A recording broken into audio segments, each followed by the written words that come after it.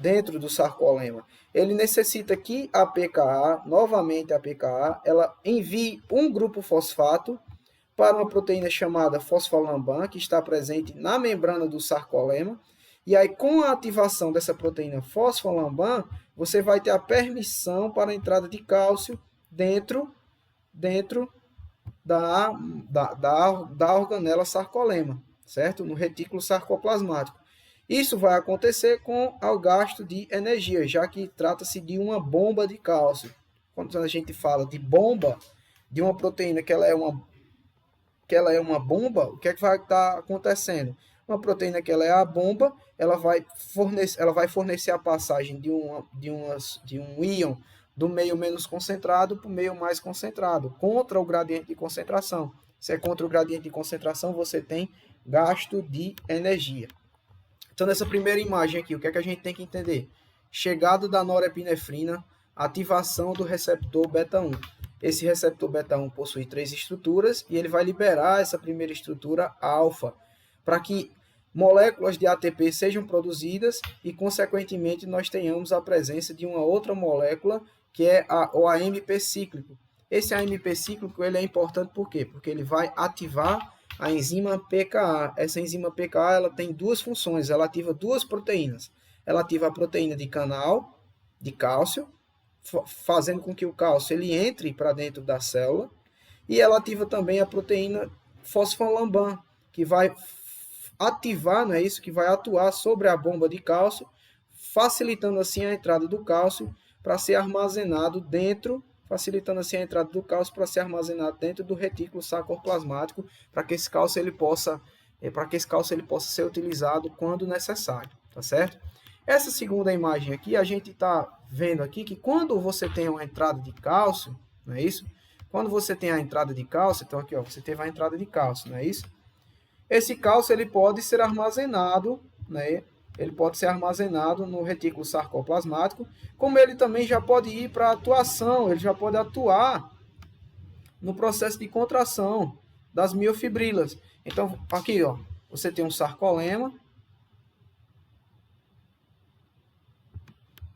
você tem, na realidade, um sarcômero, e aqui você agora consegue entender como é que acontece o processo de sobreposição. Essas fibras em marrom são as fibras de actina. Essas fibras em preto são as fibras de miosina. Então, quando você tem a puxada, né? Então, você está tendo essa puxada aqui, ó, das fibras de actina sobre as fibras de miosina, então você está tendo aqui uma sobreposição. Foi o que aconteceu com a área desse sarcômero. A área desse sarcômero diminuiu. Se a área desse sarcômero diminuiu, o que foi que aconteceu? Você está tendo agora um processo de,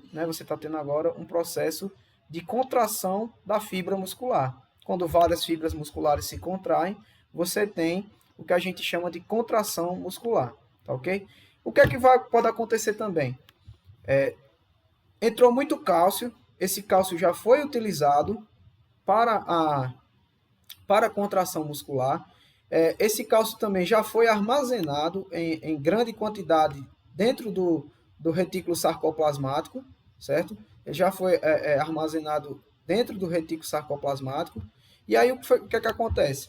Sobrou cálcio ainda. Se sobra cálcio, você entende que essa entrada de íons positivos e negativos vai causar alterações na carga da membrana. Então, se esse cálcio já foi utilizado, a gente já conseguiu armazenar cálcio. O que é que vai acontecer com esse cálcio? Ele vai ter que ser trocado, vai ser realizado um processo de troca através dessa proteína NCX. Então, esse processo de troca aqui ó, vai ajudar no equilíbrio das cargas eletrônicas dentro e fora da célula. Então, pensa comigo, você ganhou tanto cálcio para dentro da célula, entrou tanto cálcio para dentro da célula que você já contraiu todas as fibras musculares, você já contraiu todas as miofibrilas e você já armazenou o tanto de cálcio que você podia. Ainda está sobrando cálcio. O que é que vai acontecer? Você está causando um desequilíbrio de cargas dentro, da tua membrana, da tua fibra muscular.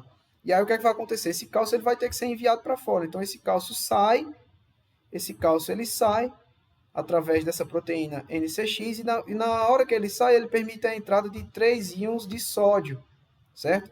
Agora, com o íon de sódio dentro né, dentro da fibra muscular, nós vamos conseguir agora fazer uma troca mais efetiva de cargas. Então, o sódio ele vai ter a ativação dessa bomba de sódio e potássio, não é isso?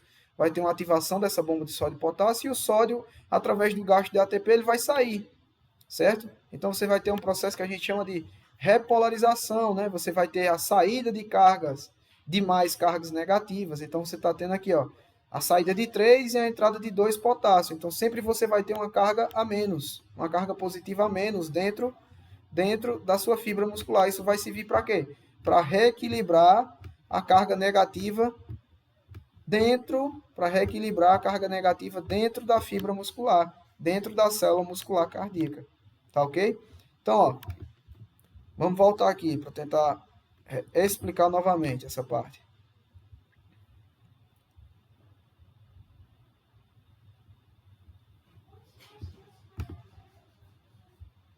Essa primeira parte aqui está entendida, né? O cálcio ele entra através da atuação da noradrenalina, da norepinefrina sobre o receptor beta-1, que porventura, depois de vários processos químicos, vai ativar a PKA. Essa PKA vai fornecer a entrada de cálcio através dessa membrana de canal. Essa PKA, quando vê que tem muito cálcio dentro da célula, ela vai fazer com que esse cálcio ela seja armazenado dentro do retículo sarcoplasmático, tá ok? Então, aqui nós temos uma outra representação, a chegada do cálcio. Quando esse cálcio ele chega, ele vai atuar na contração muscular. Então, você vai ter o processo de contração das fibras, não é isso? De actina e miosina. Quando esse cálcio ele já atua, ele consegue atuar completamente nesse processo de contração, o que é que vai acontecer? E agora ele pode ser armazenado lá no retículo sarcoplasmático. Depois dele ser armazenado, pode ser que ainda sobre cálcio dentro da célula. E aí não é interessante essa grande quantidade de cargas positivas dentro da célula. Então, o que é que vai acontecer? Você vai ter a ativação dessa proteína NCX, você vai mandar cálcio para fora e vai permitir a entrada de sódio. Ah, professor, mas aí não fez essas coisas todas não, porque você tirou um cálcio e deixou 3 sódio entrar. Tudo bem, mas é através da entrada do sódio que a gente agora vai poder atuar sobre as bombas de sódio e potássio. E aí o que é que a bomba de sódio e potássio ela faz? Ela deixa sair 3 e permite a entrada de 2. Então sempre você vai estar tendo a diminuição de uma carga positiva. Você não vai atuar em apenas uma bomba de sódio e potássio. São dezenas, centenas de bombas de sódio e potássio que vão estar atuando. Então você vai ter a troca de sódio, não é isso? Você vai ter a troca de sódio por potássio, e aí, consequentemente, a carga no interior da sua célula, ela vai voltar a ficar negativa, ela vai voltar a repolarização, vai voltar a ficar negativa. Ah, professor, mas por que não troca logo o cálcio pelo potássio? Não troca logo o cálcio pelo potássio porque não existe, né, uma proteína que faça essa troca de imediato. Então, você tem que ter a saída do cálcio para a entrada do sódio, certo? A saída do cálcio para a entrada do sódio. Consequentemente, o sódio vai ser trocado pelo potássio. A concentração de bombas de sódio e potássio é maior do que a concentração dessas bombas aqui, dessas proteínas aqui. Tá ok? Mais uma imagem que fala a mesma coisa da imagem anterior. Então, aqui ó, você tem o receptor beta-1. Não é isso? Esse receptor beta-1 possui as 3 estruturas, alfa, beta e gama, beta e alfa. Essa estrutura alfa, ela vai transformar GTP em GDP, certo? E aí ela vai ativar a adenilato ciclase. A adenilato ciclase ela vai transformar esse em ATP em AMP cíclico. Esse AMP cíclico ele pode participar de várias outras reações metabólicas da célula para a produção de energia, mas aí ele pode vir para onde? Esse AMP cíclico ele pode vir para a enzima PKA. Essa enzima PKA, como a gente sabe, né? Essa enzima PKA, como a gente sabe, ela está representada assim, ela está representada aqui como AKAP. Então essa enzima, como a gente sabe, ela vai fosforilar, não é isso? Essa proteína de canal, permitindo a entrada de cálcio. E, consequentemente, se esse cálcio ele não for utilizado inicialmente para contração muscular, então porque ele pode vir e atuar logo na contração muscular, O que é que pode acontecer? Essa enzima pKa, ela vai fazer o quê? Ela vai permitir a entrada desse cálcio no retículo sarcoplasmático através da ativação da proteína fosfolamban, que está presente aqui no retículo sarcoplasmático. Tá ok? Outra imagem que fala basicamente a mesma coisa, só que agora você vai ter tipo uma divisãozinha, né? E aí a gente vai conseguir entender melhor, né? Então nós temos aqui as catecolonaminas, que são, no caso, a epinefrina. Ela vai atuar sobre os receptores, e aí você vai ter a ativação da adenilato ciclase. Essa adenilato ciclase ela vai transformar ATP em AMP cíclico. Esse AMP cíclico ele vai participar da fosforilação, ele vai participar da ativação da enzima pKa, e essa pKa, depois de ligada ao AMP cíclico, ela pode fosforilar a entrada de moléculas de íons de cálcio, ela pode fosforilar essa proteína aqui de canal, fornecendo assim a entrada de íons de cálcio, ou ela pode fosforilar, né, essa proteína fosfolamban, que vai ativar, né, a bomba de cálcio, fornecendo assim a entrada de cálcio para ser armazenada dentro do retículo sarcoplasmático. Consequentemente, esse cálcio que está armazenado dentro do retículo sarcoplasmático, ele pode ser enviado para fora do retículo sarcoplasmático, e aí esse cálcio ele vai atuar no processo de contração dos miofilamentos, tá certo? Então você vai ter a sobreposição das fibras de actina sobre as fibras de miosina, fazendo com que esse sarcômero, essa unidade contráctil presente na célula muscular, ela diminua a sua área, caracterizando assim o processo de contração das miofibrilas, tá ok? Posteriormente, quando você tem uma grande concentração, né, de cálcio dentro da célula, você pode estar alterando as cargas, né? Você pode estar alterando as cargas dentro da célula. E aí o que é que vai acontecer? Esse cálcio ele vai ter que ser agora, vai ter que ocorrer um processo agora de regulação. Esse processo de regulação está acontecendo desse lado aqui, ó. Então você vai ter que ter agora um processo de regulação. Esse processo de regulação vai ocorrer da seguinte forma: você vai ter a troca, não é isso, de cálcio. Você vai ter a troca de cálcio, a saída de cálcio pode ser através de uma bomba de cálcio, ou você pode ter a troca desse cálcio por íons de sódio. Então você vai ter a troca de cálcio aqui por íons de sódio, tá ok? Ó, troca de cálcio por íons de sódio. O sódio está entrando. Agora o sódio ele vai poder ser trocado pela bomba de sódio e potássio. Então você vai perder 3 sódios, você vai perder 3 Na, e você vai deixar entrar 2K+. Consequentemente, 3 menos 2 dá menos 1, não é isso? Sempre você vai estar tendo a perda de uma carga positiva dentro da sua célula muscular cardíaca. Se você está tendo uma perda dessa carga positiva, o que é que vai acontecer? Pouco a pouco, a parte interna da membrana, né, a parte interna da célula muscular cardíaca, ela vai ficando negativa, caracterizando-se assim o processo de repolarização. Mas aí, por exemplo, existem alguns medicamentos que atuam, né, na força de contração das fibras musculares. E aí, como é que eles podem atuar? Por exemplo, esses glicosídeos cardíacos, que são medicamentos que atuam na força de contração muscular. Por exemplo, existem aqueles corações que já não são tão ágeis, né, já são fracos, e aí eles não conseguem contrair com grande frequência. A frequência cardíaca é menor. Então, se eles bombeiam menos, o que é que esse remédio ele pode tentar? O que é que esse fármaco ele pode tentar fazer? Ele pode tentar fazer com que o coração, mesmo ele batendo menos, ele bata com mais força. Então, esse coração ele tem uma frequência cardíaca reduzida, um coração doente, por exemplo, coração de um velho, por exemplo. Então, ele tem uma frequência cardíaca baixa. Se ele tem uma frequência cardíaca baixa, o fluxo sanguíneo é menor. Mas aí, para efeito de compensação, o que é que esse remédio, esses glicosídeos cardíacos, eles podem fazer para efeito de compensação? Em vez de ele atuar diretamente na frequência cardíaca, já que é um músculo velho, ou então um músculo debilitado, e não vai conseguir estar contraindo rapidamente, aumentar a frequência de contração, ele vai atuar na força da contração.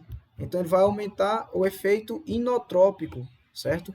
Então, como é que ele vai fazer isso? Eles atuam sobre essa bomba de sódio e potássio. Se eles atuam inativando essa bomba de sódio e potássio, pensa comigo, o que é que a bomba de sódio e potássio ela faz? A bomba de sódio e potássio, ela troca, não é isso? Sódio por potássio. Se ela atua desligando a bomba de sódio e potássio, o potássio ele vai continuar aqui fora e o sódio vai continuar aqui dentro.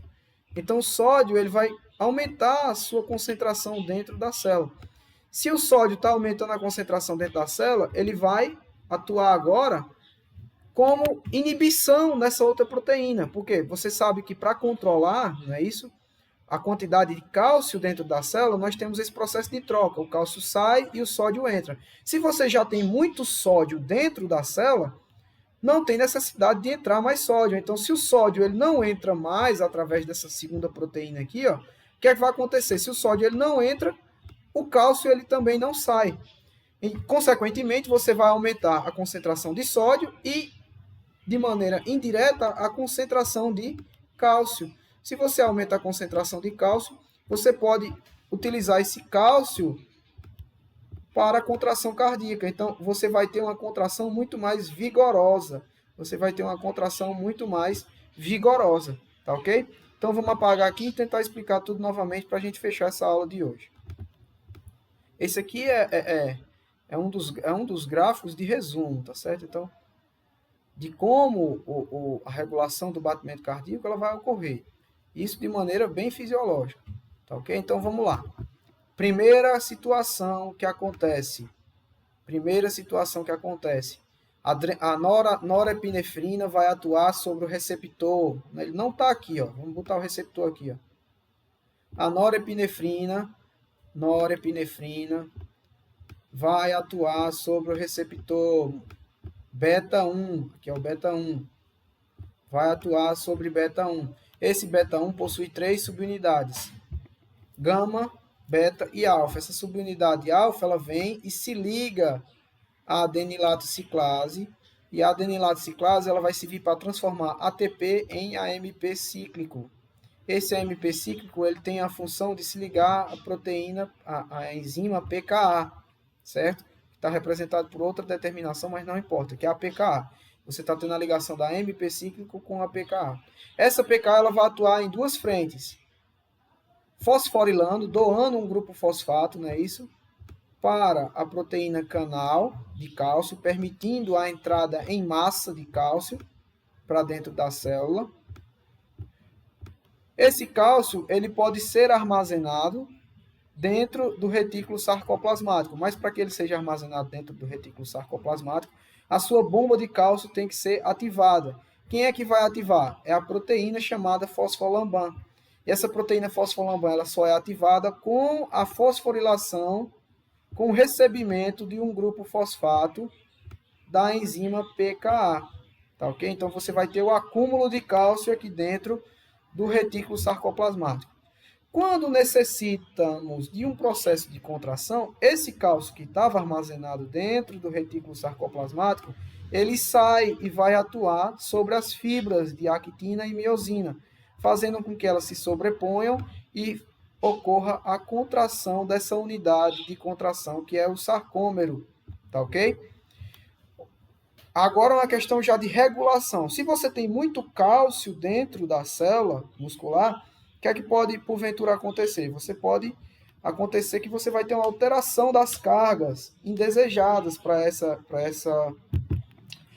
fibra muscular, para essa célula muscular. E aí o que é que vai acontecer? O cálcio, para que haja o controle, esse cálcio ele vai ser retirado. Nessa figura ela mostra que o cálcio pode ser retirado de duas maneiras: através do gasto de energia com a atuação da bomba de cálcio, ou através dessa proteína aqui, ó, que a gente chama de NCX. Então a NCX está aqui, ó. NCX está aqui, e ela vai permitir a troca de cálcio por sódio. Quando o sódio entra, agora sim nós vamos poder controlar as cargas dentro da célula muscular cardíaca. Como é que a gente vai controlar essa carga? Com a saída de sódio e a entrada de potássio. Você tem a saída de sódio e a entrada de potássio com a atuação da bomba de sódio e potássio. Se você tem a perda de 3 sódios, a entrada de 2 potássios, cada vez que essa bomba e cada vez que qualquer outra bomba de sódio e potássio for atuada, você vai ter um déficit de carga positiva. E aí, querendo ou não, você vai começar a ficar com a carga negativa novamente dentro da célula. Você vai ter o processo de repolarização acontecendo novamente. O que é a repolarização? É a volta do estado de repouso. Carga negativa dentro, carga positiva fora. Não é isso? Carga positiva fora. E aí, como é que a gente pode atuar? Como é que os remédios eles podem atuar, né, sobre uma musculatura fraca, por exemplo, uma musculatura cardíaca que não consegue ter uma frequência cardíaca muito elevada. Então, como é que eles vão atuar aqui? Preste atenção. Existe um dos tipos de fármacos, né, um dos vários tipos de fármacos que existe, são os glicosídeos cardíacos. Né? Esses glicosídeos cardíacos, como é que eles vão atuar? Vou até pegar o marca-texto. Esse glicosídeo cardíaco ele vai atuar o quê? Na inativação da bomba de sódio e potássio. Se você tem inativação de bomba de sódio e potássio, você não tem mais a troca de sódio por potássio. Então, o potássio ele vai continuar aqui e o sódio ele vai continuar aqui dentro da célula. Só que esse sódio ele entrou pela proteína NCX. E essa proteína NCX ela permite a entrada de sódio porque dentro da célula tem pouco sódio. Se esse sódio ele não consegue ser trocado com o potássio, esse sódio ele vai aumentar, não é isso? A sua concentração. Ele vai aumentar a sua concentração dentro da fibra muscular, dentro da célula muscular. Quando ele aumenta essa concentração, ele vai impedir que o cálcio ele seja trocado pelo sódio, porque o cálcio ele só é trocado pelo sódio porque tem pouco sódio dentro da célula e muito cálcio dentro da célula. Então é enviado o cálcio para fora e da mesma maneira que é enviado o cálcio para fora, entra sódio para dentro da célula. Se você já tem muito sódio, não tem necessidade de entrar mais sódio. Se o sódio não entra mais, o cálcio ele também não sai. E aí o que é que vai acontecer com a concentração de cálcio? A concentração de cálcio ela vai se elevar. E aí, consequentemente, você pode ter um processo que a gente chama de aumento da contração cardíaca. Você vai ter um aumento da força da contração cardíaca. Então, o que é que esse remédio ele fez? Esse remédio ele atuou sobre um músculo cardíaco que ele tinha uma frequência cardíaca reduzida. Então, ele estava batendo menos vezes. Para compensar o fluxo sanguíneo, se ele está batendo menos vezes, como é que esse medicamento ele atuou? Ele atuou deixando o cálcio por mais tempo dentro da célula. E aí, consequentemente, você vai ter um aumento da força, um aumento do inotropismo, né? Você vai ter um aumento do inotropismo da contração muscular cardíaca. Você vai ter um aumento da força cardíaca. Se você tem um aumento da força cardíaca, você tem uma compensação por esse músculo ele não conseguir bater tantas vezes. Então ele bate poucas vezes, mas em compensação agora ele está batendo mais forte. E aí você tem uma compensação do fluxo sanguíneo. Ok? Então, pessoal, nossa aula vai ficando por aqui. Essa é a parte final do estudo de eletrofisiologia, do coração. E aí, esse assunto ele não vai cair na nossa V1, né? Eu falei para vocês, não vai cair na nossa V1. Lembrando que próxima semana nós não vamos ter, né, o Tira Dúvidas, justamente devido à nossa primeira avaliação. E aí vocês vão ter 15 dias, na realidade, agora para assistir essa aula. Beleza? Valeu!